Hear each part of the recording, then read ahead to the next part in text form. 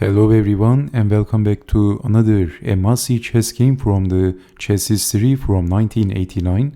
And in this chess game we have Judit Polgar with the white pieces, the legend, and her opponent was Hans-Rie, who had the black pieces. And Hans-Rie is a chess grandmaster from Netherlands, and he's also a writer. So this chess game was played in Amsterdam in 1989. So Judit Polgar starts the game with e4. Well, at this time Judit Polgar was only 13 years old, by the way, and her opponent was already in his mid-40s, a very experienced chess grandmaster.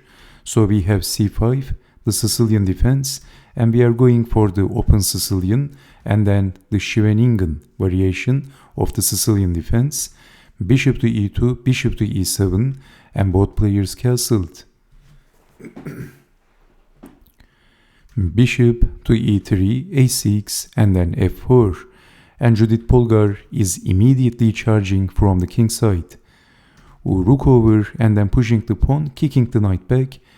Bishop to h5, targeting on f7, g6, closing, and bishop goes back, knight to c6. And in this position, it looks like black has a closed position. Judit Polgar's position is much more dynamic and aggressive, but how to proceed in this position? Maybe pushing the f-pawn comes to mind.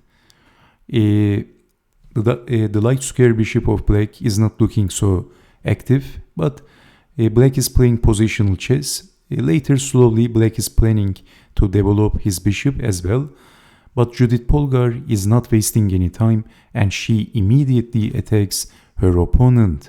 What an incredible sacrifice by Judit Polgar. She is also known as one of the most aggressive and amazingly attacking chess players of all times. So capturing what else? That is also attacking the queen. Bishop takes on e6, so Rie doesn't believe in this attack. After moving the king, actually we can say that white has a very active position for a sacrifice piece, and also white gets 2 pawns for the compensation. If moving the king to f8, actually this is not a good idea because of pushing the pawn, and well, this looks very bad for black. Opening the file, the rook will join the party, and this is looking very dangerous. So after knight takes on e6, accepting the sacrifice, and then knight gets in, forking queen and the bishop, queen back, and then not immediately capturing the bishop, delayed gratification. First attacking the rook and then checking the king, and how to block, of course. You can only block with the knight. If capturing the bishop, then queen takes and still checking the king, and black has to block with the knight or with the bishop, which looks terrible. So knight from d to e5, and we can also see the power of the bishop pair. The perfect teamwork of the two bishops.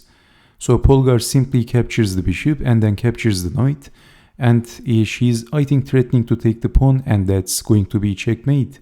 So d takes on e5, and then bishop to c5, the knight is pinned, and this looks like a terrible pin. We have king to g7. If queen to c7, you can see that queen to d6 is looking very dangerous.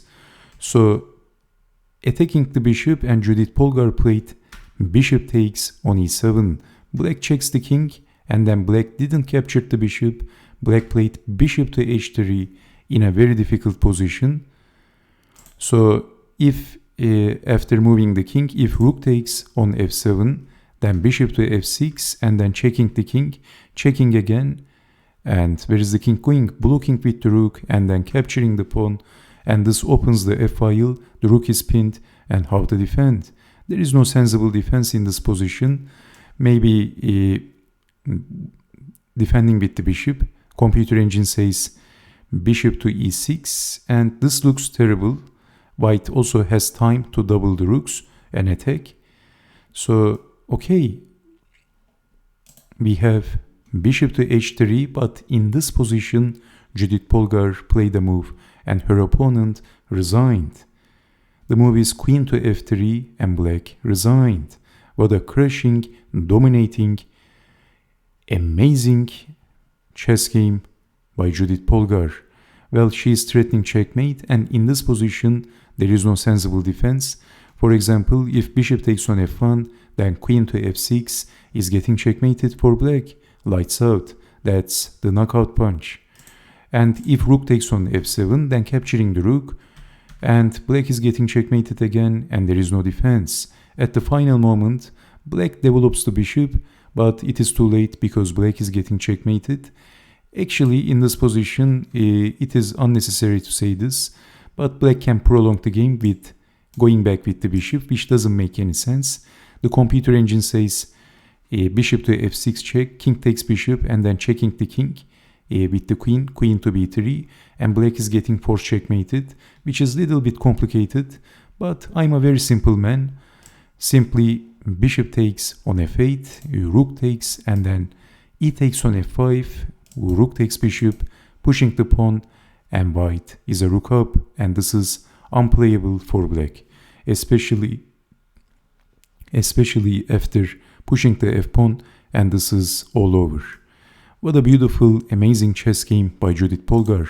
It all started like this: knight takes on e6, and then bishop takes on e6, slashing, dashing, aggressive chess by Judit Polgar, not giving any chance to develop, to create an active position, to breathe.